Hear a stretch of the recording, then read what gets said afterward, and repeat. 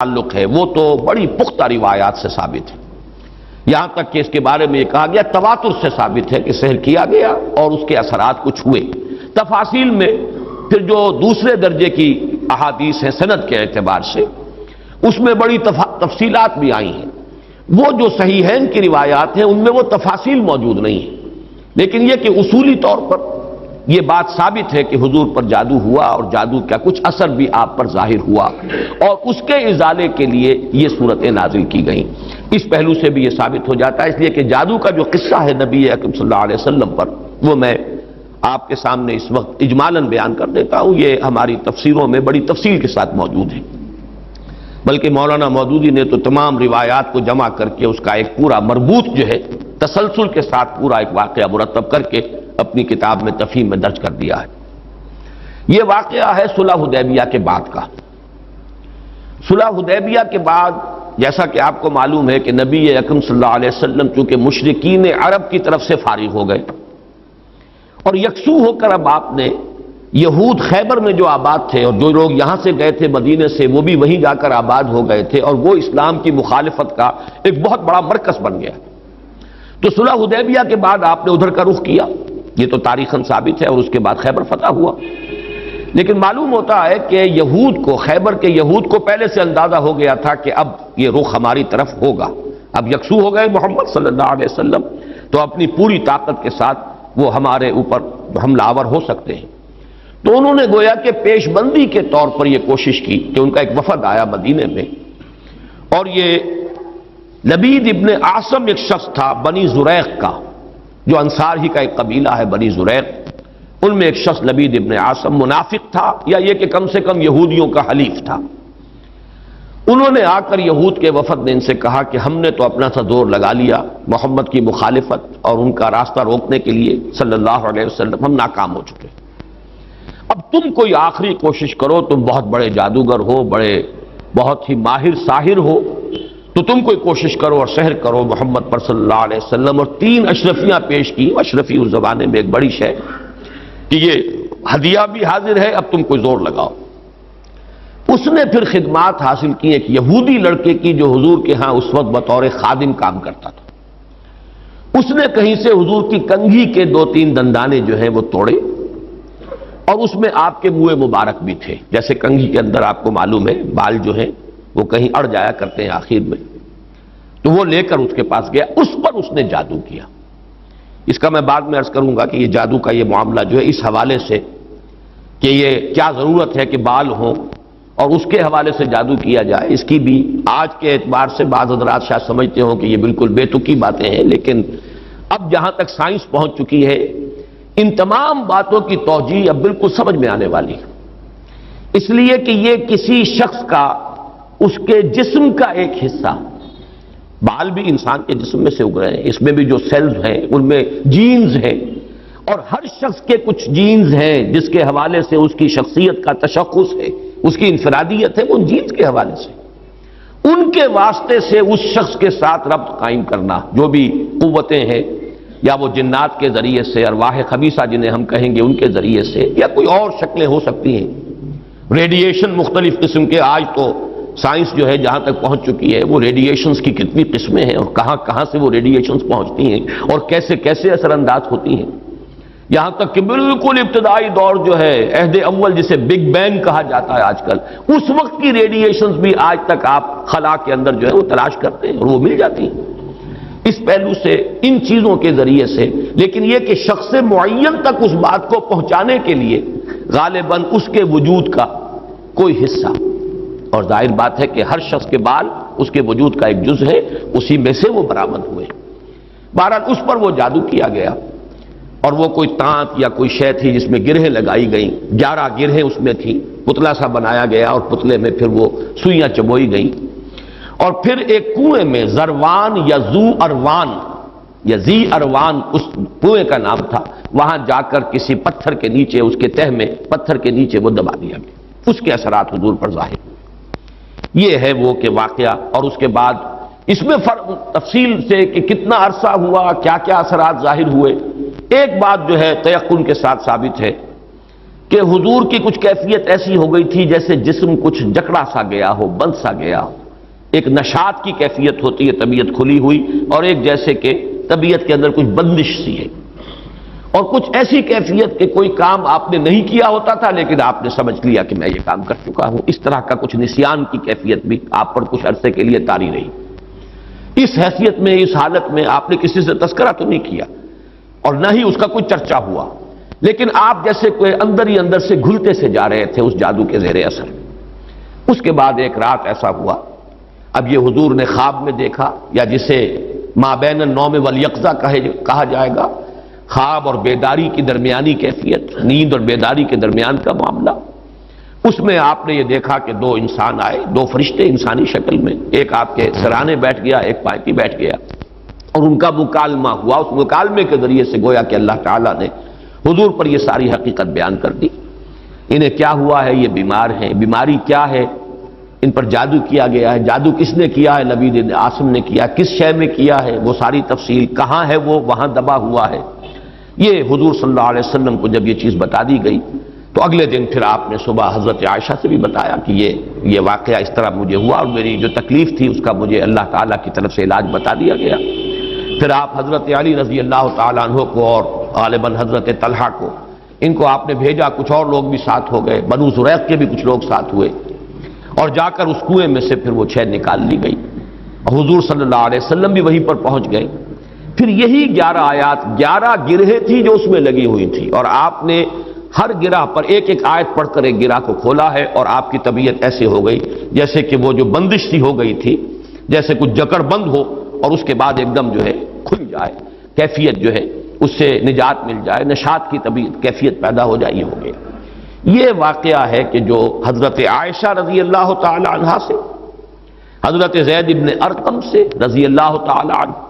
حضرت عبداللہ ابن عباس سے رضی اللہ تعالی عنہما، اجمال کے ساتھ، اختصار کے ساتھ تو صحیح بخاری، صحیح مسلم اور مسند احمد اور تمام کتابیں جو ہیں ان کے اندر یہ واقعہ موجود ہے۔ البتہ یہ کہ صحیحین میں جو روایت ہے وہ بہت اجمالی ہے، جبکہ یہ تفاصیل جو ہیں زیادہ، اور جنہیں زیادہ ان تفاصیل کی سے شوق ہو اور کوئی دلچسپی ہو تو وہ مولانا مودودی صاحب کی تفہیم میں دیکھ لیں، اس میں یہ کہ زیادہ تفاصیل ہے، لیکن یہ تفاصیل صحیحین کی روایت میں نہیں ہے۔ اس میں اصولاً بات ثابت ہے کہ حضور پر سحر ہوا اور سحر کے یہ اثرات ہوئے، اور اس کے بعد اس طریقے سے وہ سحر جو ہے اس کے اثرات ظاہر کیے گئے۔ ایک تواتر کے ساتھ جو ہمیں روایت ملتی ہے کہ یہ حضور صلی اللہ علیہ وسلم پر جب سحر ہوا ہے اس وقت یہ صورتیں نازل ہوئی ہیں، اور حضرت جبرائیل علیہ السلام نے یہ تلقین فرمائی کہ ان آیات کے ذریعے سے آپ اس سحر کے اثر کو زائل کریں، چونکہ ان میں ایک آیت موجود بھی ہے وَمِن شَرِّ النَّفَّاثَاتِ فِي الْعُقَدِ، تو اس کے حوالے سے اس میں ایک ربط بھی قائم ہوتا ہے،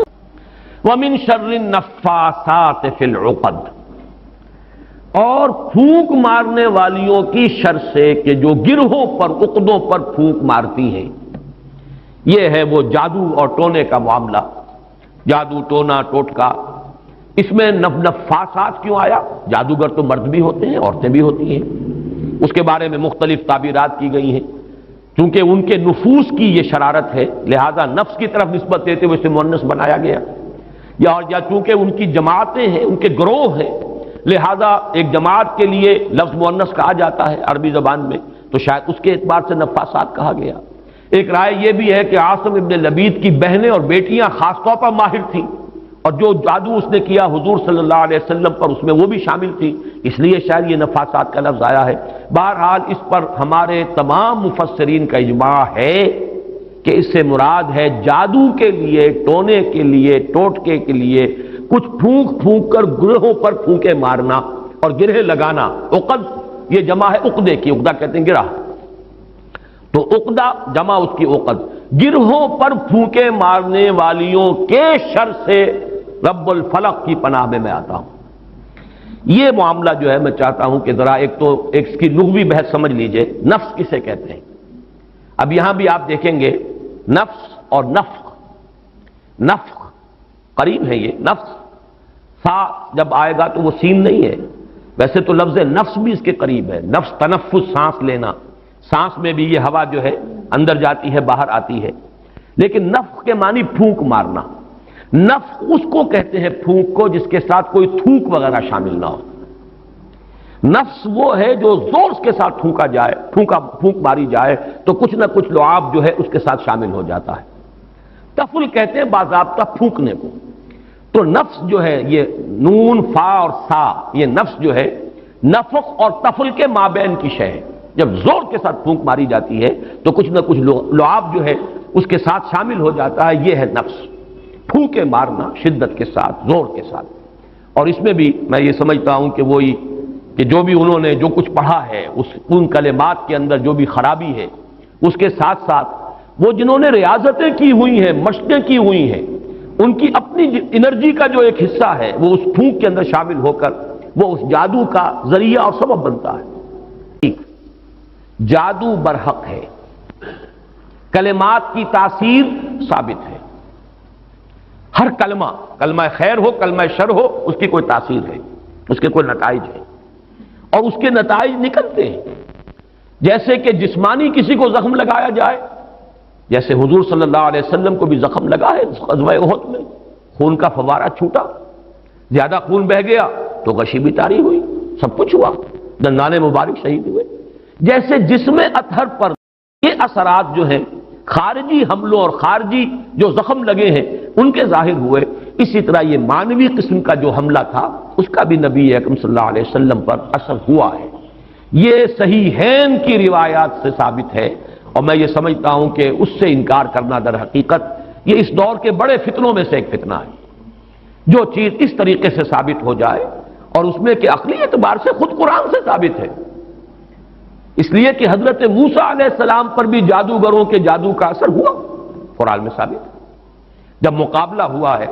اور حضرت موسیٰ علیہ السلام کا معجزہ بھی یہی تھا نا کہ عصا ڈالتے تھے زمین میں وہ اژدہا بن جاتا تھا. حیۃ تسعیٰ، سانپ ہے ہلنے والا چل رہا ہے. اور وہی کچھ انہوں نے کر کے دکھا دیا عارضی طور پر. جادوگر آئے،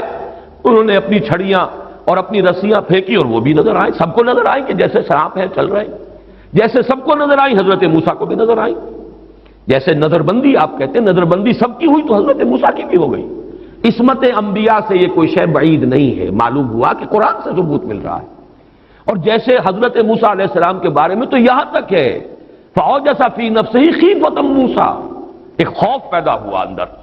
اور خوف جو ہے بالکل سمجھ میں آتا ہے، معقول بات ہے، منطقی بات ہے کہ فوراً یہ اثر ہوا ہوگا کہ یہ تو وہی کچھ انہوں نے کر کے دکھا دیا جو اللہ تعالیٰ نے مجھے عطا فرمایا تھا معجزہ. دیکھنے والوں کو تو وہی کچھ نظر آ گیا. فرق کیا ہوا؟ ڈگری کا فرق رہ جائے گا شاید. لیکن یہ کہ جب اللہ تعالیٰ نے فرمایا ہے موسیٰ لا تخف انک انت الاعلی، گھبراؤ نہیں، تم ہی جیتو گے، تم ہی سربلند رہو گے، گھبراؤ نہیں، خوف محسوس نہ کرو، ذرا جو تمہارے ہاتھ میں اسے ڈالو تو صحیح. الق ما فی یدک الق عصاک، پھینکو. اور اب اس اژدہا نے جو حضرت موسیٰ کے عصا سے بنا ہڑپ کر لیا ان تمام سانپوں کو جو نظر آ رہے تھے. تو معلوم ہوا کہ یہ جادو تھا اور یہ جادو نہیں کوئی اور شے ہے. اور یہ بھی میں نے بارہا عرض کیا ہے کہ یہ بات، یہ حقیقت بھی منکشف انہی پر ہوئی جو جادوگر تھے. دوسرے والوں کو تو دیکھنے کو یہی پتا چلا ہوگا یہ بڑا جادوگر، یہ چھوٹے جادوگر. اور کیا، بڑا جادوگر غالب آ گیا، چھوٹے جادوگر جو ہے نا ہار گئے. بڑے جادوگر کا نے جو جادو پیدا کیا اس نے ہڑپ کر لیا چھوٹے جادوگروں کے جادو کو. تو زیادہ سے زیادہ ان کے ذہن میں تو یہی بات آئے گی. لیکن جادوگر جانتے تھے یہ شے کچھ اور ہے، یہ جادو نہیں ہے. اس لیے کہ ہر ماہر فن اپنے فن کی لیمیٹیشنز کو جانتا ہے.